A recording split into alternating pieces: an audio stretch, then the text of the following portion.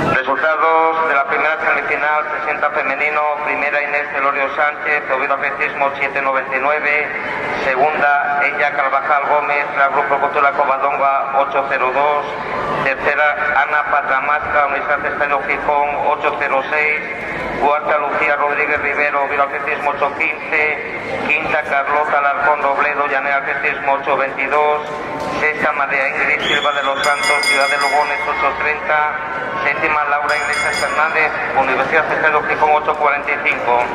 Semifinal segunda, primera Marta Agindia La Peña, Gijón Atletismo 825. Segunda Yaisa Aragón Saiz, Cayón Helios 835.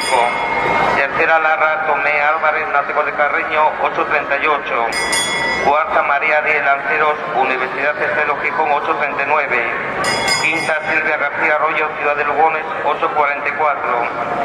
Sexta Lucía Roca Solís, Oviedo Atletismo 845. Séptima Lucía Palomero González, la Grupo Cultura Covadonga 850. Semifinal tercera, primera María Rodríguez Falcón, Universidad Estadio Gijón 827. Segunda Nerea Alonso Álvarez, Ciudad de Lugones 841. Tercera Patricia Oria López, Villa Cabezón 849. Cuarta Irene Mon Martín, Ciudad de Lugones 862. Quinta Marisabel Castro Fernández, Avilés Atletismo 863. Sexta Lucía Murcia Torrico, Gijón Atletismo 869. Séptima Ángela Rodríguez Garate, Ciudad de Lugones 886. Octava Paula Feliz Granda, Oviedo Atletismo 906. Cuarta semifinal, primera Enar Suárez Rodríguez, Ciudad de Lugones 846. Segunda Carmen Cueva Llanes, Oviedo Atletismo 859.